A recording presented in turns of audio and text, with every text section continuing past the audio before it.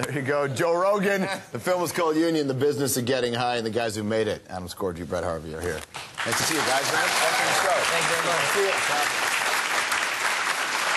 All right, I love a couple things. I mean, the dude saying that Adam and Eve, that was the first prohibition. I didn't know that. That's interesting.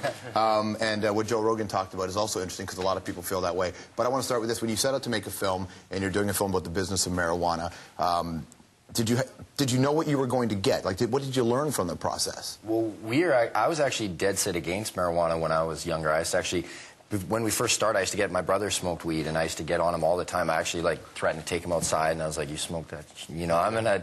But we just wanted to do an expose of the BC industry because it's known, like I lived in New York and in Texas where people knew about it. The only thing they knew about BC, they didn't even know Vancouver, but they're like, BC Bud, man. Yeah. Heard about BC Bud. Yeah.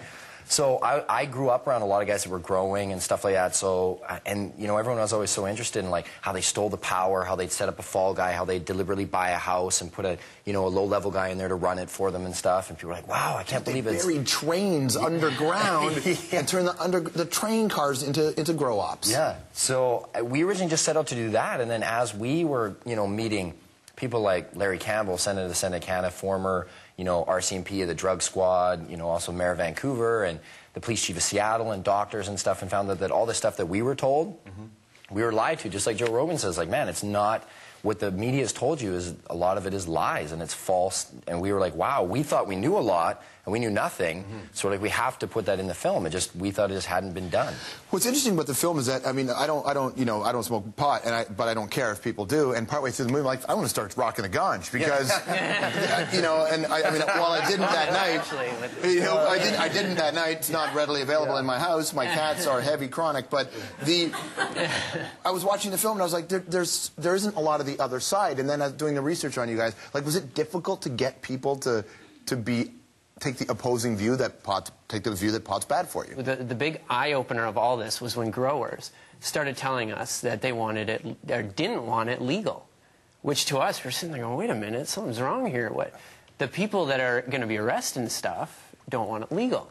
So from there, that's where it kind of went into this thing of, we started looking into this other stuff. And yeah, we had people that on the other side of things that weren't as keen to talk with us. And it became very, very apparent. Who else doesn't want it legal? Like, I'm sure there's more than just high-level drug dealers that don't want it legal. Law enforcement is a big one. I mean, that's what the former police chief of Seattle talks about, and Jack Cole, who was an undercover narcotics agent. Because, I mean, if you look at the DEA, the Drug Enforcement Administration, their budget is to enforce the drug laws, right? So if you were to take that money that is used for law enforcement and for those agencies and put it towards just busting murderers, rapists, and something else, you know, that's a big chunk of their budget that's taken away. Plus, when you bust someone like a murderer or rapist, you don't get to seize money that they have in their house or assets because they're proceeds of crime, right? With the drug industry, you do. It is, you know, self-perpetuating. It's an industry that revolves on... That plays into the bigger picture, which is what we try to get at in the film. It's almost as if we've built up a marijuana prohibition complex at this point, which is in the sense that there's so many industries out there that they're not, you know, maybe not necessarily directly trying to prevent marijuana from becoming legal, but they have interest in keeping the status quo with it. You know, whether it is the pharmaceutical industry, whether it is private prisons or the prison system in general in the United States, which is now exploding. There's all these different elements and budgets that are built on that play into this thing that keep it kind of where it is. Why would the prisons want marijuana to be illegal? Well, if you look at the budgets on it, it's huge. And you know, even though they tell you that people still aren't being arrested for marijuana in the United States, there's still nearly 1 million people every year, and that keeps going up. Like last year it was 850,000. They're arrested for simple possession, you know, and you got about 50,000 people in prisons and jails in the United States right now.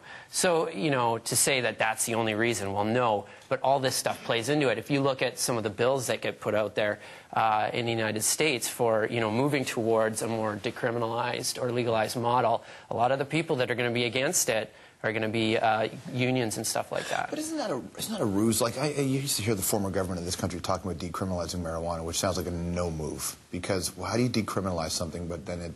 Exactly. What does that mean? That's the thing. Like, we had the former police chief of Seattle talk to us about, and then Senator Larry Campbell, both cops, they said it sends out a bad message because, you know, you're not going to go to jail for a decriminalized model, but you're still being told it's no, no, no, and it doesn't address anything. It doesn't deal with organized crime and stuff like that, right? Because then they're going to still do it. I mean, whether the laws are the death penalty or it's decriminalized, they're still going to grow it.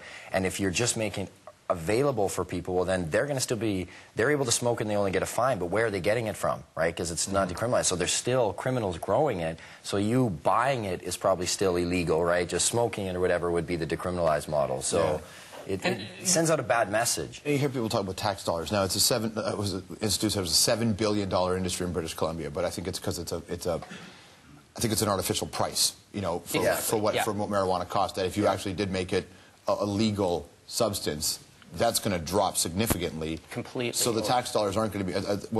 Would taxing marijuana make that big an impact on this country's government? I mean, you don't know. That's something it's just speculation. They're just economists taking numbers of what they think the illegal industry is doing. They say anywhere from $4 to $7 billion industry. Right? It's hard to follow a black market economy of where that's all coming into, but Snoop Dogg alone is $2 billion. Yeah, and that's why he always plays Cam Loops, because there's money there. Sorry, go ahead. But, but there's other costs though that are involved with this. Like, so you legalize it. Yeah, you have the money that comes from taxing it. You also have the money that comes from us not having to enforce all these laws anymore. Like, you know, we spend about $400 million in Canada every year on enforcing these laws. I wonder if we're just at this stage now where, look, there's still a bunch of old guard running this continent. In 10 years from now, we're not having this debate.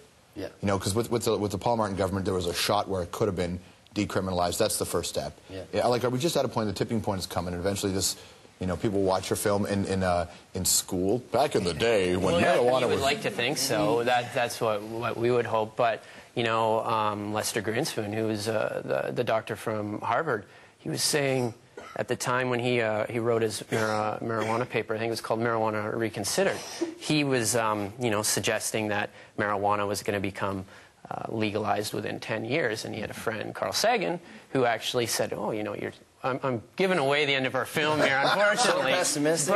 But yeah, you're so pessimistic, and that was 45 years ago. So to say that, you know, it's right around the corner, we would really like to think that. But Did you guys reluctantly become the pro-pot ambassadors in a way with this film? Yeah, like a little bit. Yeah. Like, everyone seems to think we're activists now. Like, just at the film festival I was at in Beloit, everyone was kind of like, well, what should we do now? What would you want us to do? I was like, we just made a film. Like, you know, just you watched it. That's what. Tell other people about the film, right?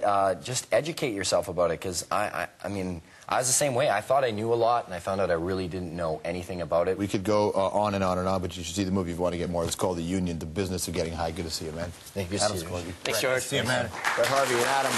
The Hour. We'll be right back.